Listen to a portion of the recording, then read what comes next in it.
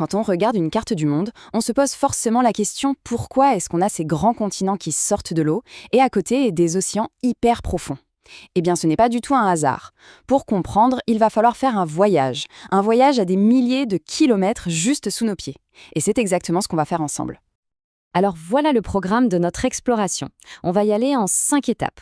On commence par ce qui se voit, la surface. Ensuite, on va décoder la composition de la croûte, puis on va apprendre à écouter les échos qui viennent des profondeurs pour enfin faire le grand voyage jusqu'au centre. Et pour finir, on découvrira le véritable moteur de notre planète, son feu intérieur. Bon, le tout premier indice, il est juste là, sous nos yeux. La surface de la Terre, elle n'est pas du tout uniforme. Elle est clairement coupée en deux, les continents d'un côté, les océans de l'autre. La vraie question, c'est pourquoi ? Et ce qui est fascinant, c'est que si on regarde les chiffres, cette répartition n'a absolument rien d'aléatoire. En fait, les altitudes se regroupent très nettement autour de deux niveaux. Un niveau haut pour les continents et un niveau très bas pour les fonds marins. On appelle ça une distribution bimodale. Et ça, c'est notre première piste sérieuse. Ok, donc cette différence de hauteur, d'où est-ce qu'elle peut bien venir ? Pour le savoir, il faut s'intéresser à la matière. De quoi sont faites ces deux surfaces pour qu'elles soient si différentes ?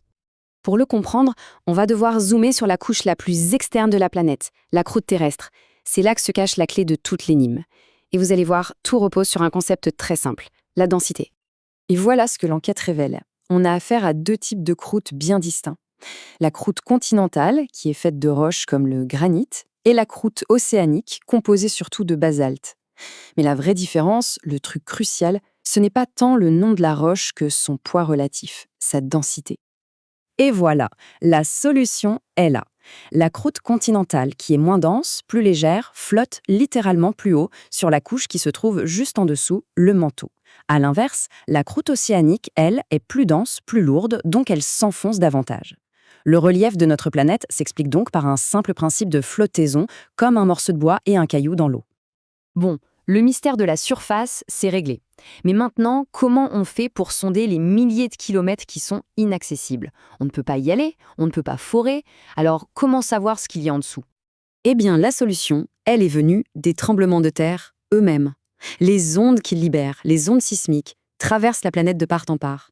Elles agissent comme des messagers, des espions qui nous rapportent des informations précieuses de leur incroyable voyage à travers la Terre. Le principe est en fait assez simple. C'est un peu comme un rayon de lumière qui change de direction quand il passe de l'air à l'eau. Eh bien, les ondes sismiques font pareil. Chaque fois qu'elles rencontrent une nouvelle couche de matière avec une densité différente, elles sont soit réfléchies, soit déviées.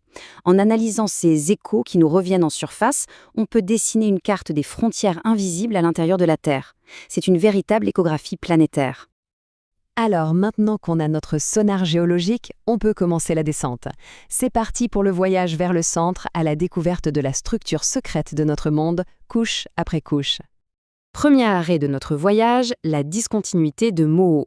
C'est la toute première frontière qu'on rencontre juste sous la croûte sur laquelle on vit.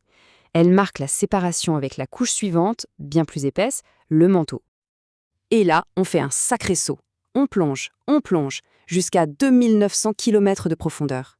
On atteint alors une deuxième frontière majeure, la discontinuité de Gutenberg.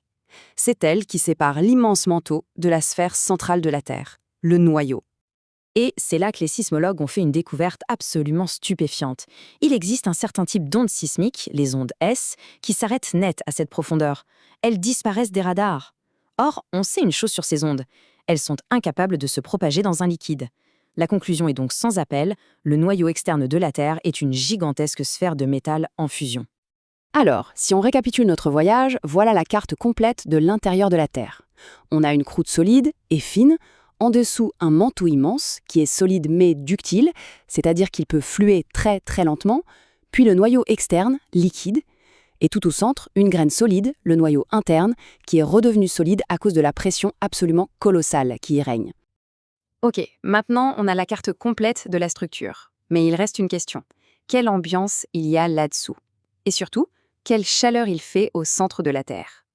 Les quelques mesures directes qu'on a pu faire, par exemple dans des mines très profondes, nous donnent un indice assez vertigineux. Pour chaque kilomètre qu'on descend sous terre, la température grimpe d'environ 30 degrés Celsius. C'est ce qu'on appelle le gradient géothermique. Et toute cette chaleur, évidemment, elle ne reste pas immobile. Elle cherche à s'échapper et elle se propage de deux façons. D'abord par conduction, de proche en proche à travers les roches solides, mais surtout par convection.